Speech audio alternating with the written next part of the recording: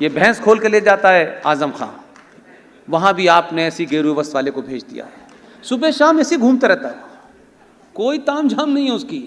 और मुझे उस शख्स का एक ही स्टेटमेंट अच्छा लगता है, जब उससे पत्रकारों ने पूछा कि आप मुख्यमंत्री बन गए, आपको कैसा लग रहा है? इसलिए मैंने कहा संत बनो तो फिर अंदर से बनो, गेरुए वस्त्र से संत नहीं बनते हैं। उसने कहा मैं जिस पीठ का मुखिया हूं उसके सामने चीफ मिनिस्टर की कुर्सी की कोई औकात ही नहीं है। उसने बताया इस कुर्सी को मेरी जरूरत है, मुझे इस कुर्सी की जरूरत नहीं है, और उसने साबित कर दिया। तो जो लोग सीए में आग जला रहे थे, बसों पे पत्थर मार रहे थे, उसने कुछ नहीं कहा। उसने कहा इनकी तस्वीर लगा दो मार्केट में। सुप्रीम कोर्ट ने कहा कि नहीं आप ऐसा नहीं कर सकते, कि सुप्रीम कोर्ट तो हर चीज का इलाज जानती है। उसने कहा नहीं कर सकते। उसने कहा ठीक है आप ऑर्डर पास कर दीजिए। उसने ऑर्डिनेंस जारी करके कर दिया काम। और जब कहा कि जिस जिसकी भी तस्वीर आ गई है बस तोड़ी है, पूरी कीमत वसूल करूंगा तुमसे। शाम को लंबी लंबी दाढ़ियां पहुंच गई, मौला एक बार माफ कर दे, एक बार कर दे। उन्होंने कहा नहीं, बड़े दिन बाद तो हाथ लगे हो तुम। तो सवाल यह है कुल मिलाकर के इस पूरी बातचीत का कि अपने बच्चों से संवाद करिए, अपनी पत्नी अपनी बेटी से संवाद कीजिए। आप हजार चीजों पे नाराजगी होगी, लेकिन राष्ट्र बड़ा है और परिवार बड़ा है। अगर परिवार मजबूत नहीं होगा तो राष्ट्र और समाज मजबूत नहीं होगा। इसलिए युवाओं से मेरा कहना है कि कुछ मत करिए, कुछ बातों को कुछ दिन के लिए अमल करिए। सुबह उठिए और अपना सर अपनी मां के पैरों पे लगाइए, आपको पता चलेगा कितनी एनर्जी मिलती है। कि दुनिया की सबसे बड़ी सच्चाई सिर्फ मां है, जिसने मुझे 9 महीने अपने पेट में रखा है, जिसने मुझे जन्म दिया है। उससे दूसरी कोई सच्चाई नहीं हो सकती। लोग समझते हैं कि ये बेकार की चीजें हैं, बेकार की नहीं हैं। पैर छूना, झुकना और पैरों को टच करना, ये सब शुद्ध साइंस है मेरे भाई। आपने पढ़ा नहीं, आपको ऐसा लगने लगा ये कोई ढकोसला है, ऐसा नहीं है। इसलिए गंगा मां हमारी मां है, उसको पॉल्यूशन से फ्री रखना हमारी जिम्मेदारी है, पर्यावरण को रखना जिम्मेदारी है। लेकिन जो पर्यावरण को साफ रखने की बात हो रही है, उन्होंने कहा स्वच्छता अभियान। आपने समझ लिया कि सड़कों के कूड़े की बात कर रहा है। अरे उसके लिए तो लोग हैं। ये जो सड़कों पे चल रहे हैं, इसको पता करना है ये क्या लेके चल रहे हैं। इस गंदगी को साफ करना है। इसलिए जय श्री राम का नारा आप लगाएं, मुझे कोई उसमें आपत्ति नहीं है। जय श्री राम, भगवान राम, मर्यादा पुरुषोत्तम राम हम सबके आराध्य भगवान हैं। लेकिन भगवान का जो काम होना था, जहां उनका भव्य मंदिर बनना था, आपने उसकी तरफ कदम बढ़ा दिए हैं। अब बनने बनाने का काम चल रहा है, उससे आगे बढ़ जाइए। आज के बाद मेरी ख्वाहिश है, मेरी चाहत है, आप तय करें। मैं अभी बनारस से लौटा हूं। आप जानते नहीं हैं कि मैं कोई बहुत, जानते हैं मेरी बैकग्राउंड ऐसी है कि मैं बहुत ज्यादा पूजा और इसके बारे में मेरा ज्ञान नहीं है। मैं फिर कहता हूं कि जो भी कुछ मुझसे बुलवाया जा रहा है वो कौन सी शक्ति है, क्यों आप मुझे सुनते हैं, क्यों आप मुझे सुनने आए हैं, मैं नहीं जानता। मैं जब अभी काशी गया था तो सब कुछ के बावजूद भी मैं उस नंदी के सामने 5 मिनट तक खड़ा रहा।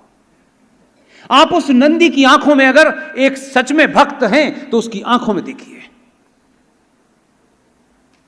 कि नंदी की आंखों से ऐसा लगता है कि जो नंदी भगवान विश्वनाथ के सामने बैठ करके उन्हें देखता था, उसके सामने किसी ने कचरे का ढेर लाके रख दिया है। और जब तक नंदी के सामने बाबा विश्वनाथ की मूर्ति नहीं आएगी, आप कितनी पूजा कर लीजिए उसका फल नहीं मिलने वाला। वो सोचता है अपने भक्तों पे, इतनी बड़ी तादाद में हूं तब भी उसके नंदी को हटा करके वहां क्या आपने मंदिर नुमाई, मस्जिद नुमाई कचरा बना दिया है, उसको भी वैसे ही हटाइए जिसे आपने 6 दिसंबर को हटाया था। इसके अलावा कोई रास्ता नहीं है। चिंता मत कीजिएगा, आपको एक्सपीरियंस हो गया। जीवन चलता रहता है। समाज को राष्ट्र बनाना होता है और सरकार को देश चलाना होता है। सरकार की भूमिका बड़ी सीमित है। आपकी भूमिका ज्यादा है। और इस वजह से आज से आप जब भी मिलें, जिस शहर में भी मिलें, हर हर महादेव का नारा लगाएं और बताएं कि अगला नंबर महादेव का है। और उसके बाद जब आपको लगे, उत्तर प्रदेश में एक साहब के नाम के आगे लिखा है मुलायम सिंह यादव। उनसे मुझे कोई शिकायत नहीं है, वो भी हमारे भाई हैं। लेकिन मैं ये कहता हूं कि जो लोग जाति पे बड़ा घमंड करते हैं, करना चाहिए। जाति घमंड की चीज है, लेकिन घमंड भी सही तरीके का कीजिए। अगर आप ब्राह्मण हैं तो शास्त्रों की खोज कीजिए, गए कहां है शास्त्र? हर ब्राह्मण से पूछना चाहता हूं मैं। क्षत्रियों से पूछता है कहां तुम्हारी तलवार?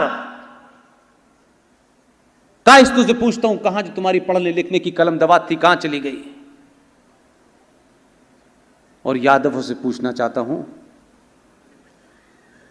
कि कैसे कृष्ण जन्म भूमि में ईदगाह पैदा हो गया? तुम्हारी भैंस जो तुम्हारे पास थी वो आजम खां के पास चली गई है। हर लोग अपना अपना काम करेंगे तो सनातन वापस लौट आएगा। इसलिए जाति कोई बुरी चीज नहीं है। जाति के नाम पर आप किसी का भी एक्सप्लॉयटेशन करें वो गलत है। जाति का दम आपको किसी पे अत्याचार करने का अधिकार नहीं देता। इसलिए मां के पेट से कोई ब्राह्मण पैदा नहीं होता, कोई दलित पैदा नहीं होता, अपने कर्मों से होता है। इस कर्म प्रधान देश को आपने छोटी छोटी जातियों में बांटा। और जब भी मैं बात करता हूं तो हिंदू कहते हैं देखिए साहब हम जातियों में बंटे। नहीं, इंजीनियर का काम कर रहा है, पत्रकार का काम कर रहा है, डॉक्टर का काम कर रहा है। अब कुछ सालों के बाद आप कहें कि ये भी जातियों में बैठा था। ये जातियों में नहीं था, ये आपकी कमजोर मानसिकता के कारण ऐसा हो गया। अपनी रूट पे जितनी तेजी से लौटेंगे, ये वापस खजूर खाने रेगिस्तान चले जाएंगे। आप कमजोर हैं, जरूरत से ज्यादा डरपोक हैं। इसलिए डरे हुए लोग जिन्होंने तलवार के सामने शलवार पहनी थी वो आपको डरा रहे हैं। आपने उनसे नहीं पूछा कि औरंगजेब नहीं डरा पाया, बाबर नहीं डरा पाया हमें, हमारे पुरखे जब नहीं डरे तो तुम अब हमें क्या डरा रहे हो यार?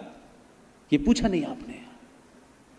आप उनके नैरेटिव में लगे हुए हैं। इसलिए सारे मजहब बराबर नहीं हैं। मजहब और धर्म में इतना ही फर्क है, मजहब की कोई किताब होती है, किताब कभी लिखी जाती है, उसका कोई पैगंबर होता है, मजहब के पैदा होने की भी डेट होती है, पैगंबर की भी पैदा होने की डेट होती है। बाइबल भी कभी लिखी गई थी, कुरान भी कभी लिखा गया था। हिंदुओं की न कोई डेट है, न हिंदू सनातन पैदा हुआ है। और जो पैदा नहीं होता वो मरता नहीं है, और जो पैदा होता है वही मरता है, उसका समय आता है।